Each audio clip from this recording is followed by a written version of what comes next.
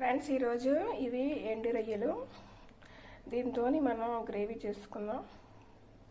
ఉల్లిపాయలు, కొత్తిమీర, పచ్చిమిరపకాయలు, అల్లం వెల్లుల్లి పేస్టు, ఈ వంకాయ టమాటా కూడా కలిపేద్దామా మందామా, టేస్ట్ వేరే అయిపోతే చూస్తున్నాను.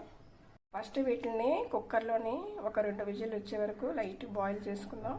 వల్ల కొంచెం పసుపు, కొంచెం సాల్ట్ వేసుకొని, కొంచెం వాటర్ వేసుకొని ఒక 2 విజిల్ వచ్చే వరకు పెట్టుకుందాం. ప్రెషరు ఇలా బాయిల్ అయిపోయి చూసారా, మెత్తబడింది కదా, షెల్ ఉంటుంది కదా, అందుకే కొంచెం బాయిల్ చేసుకుంటే బాగుంటుంది.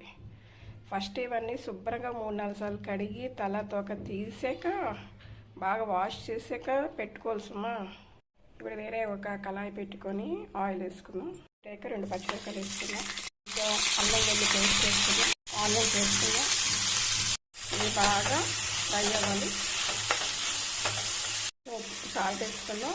వేగంగా ఫ్రై అవుతుంది కదా, చూసుకొని వేసుకోవాలి. ఆల్రెడీ డ్రై ఫిష్లోనే సాల్ట్ ఉంటుంది. బాయిల్ చేసినప్పుడు కొంచెం సాల్ట్ వేసాం, అందుకే చూసుకొని వేసుకోవాలి. అది వేగుతున్నాయి కదా, వంకాయ ముక్క వేసుకున్నాం. అసలు వేయాలా వద్దా అని ఆలోచిస్తూ వేసాను. చూద్దాం ఈసారి ఇలాగా. నెక్స్ట్ టైం వంకాయ టమాటా వేగం ఓన్లీ గ్రేవీ చేసుకున్నాం. టేస్ట్ చూద్దామా. వంకాయ కూడా బాగా ఫ్రై అవుతుంది కదా, టమాటాలు వేసుకుందాం. ఏ కర్రీ అయినా శుభ్రంగా నాన్ వెజ్ మెయిన్ బాగా కడుక్కోవడం, బాగా బాయిల్ అవ్వడం, ఫ్రై అవ్వడంతోనే టేస్ట్ వస్తుంది. నేను అలాగే చేస్తాను. ఎక్కువ కొంచెం పసుపు వేద్దాం, కొంచెం కారం వేద్దాం.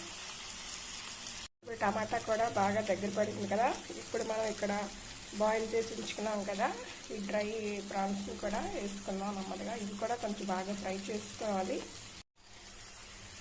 ఇప్పుడు ఈ రొయ్యలు కూడా బాగా దగ్గర పడుతున్నాయి కదా, కొంచెం వేసుకుంటే ఈ మసాలాలు ఏవి పడతాయి. ఎక్కువ మసాలాలు కూడా వేయడం లేదు. పాతకాలంలో ఎలా చేస్తారో అలాగా ఇప్పుడు గరం మసాలాలు అవేమి మనకి పడడం లేదమ్మా. ఇప్పుడు కొంచెంసేపు పోయాక వాటర్ వేసుకొని కొత్తిమీర వేసుకొని మూత పెట్టుకుంటే కూర రెడీ. కొత్తిమీర మట్టుకు సరే ఎక్కువ కోసాను వేసుకున్నాం.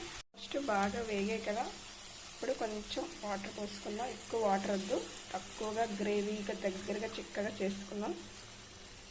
మూత తీసి చూద్దామా. ఆల్మోస్ట్ దగ్గరికి అయిపోయింది కదా.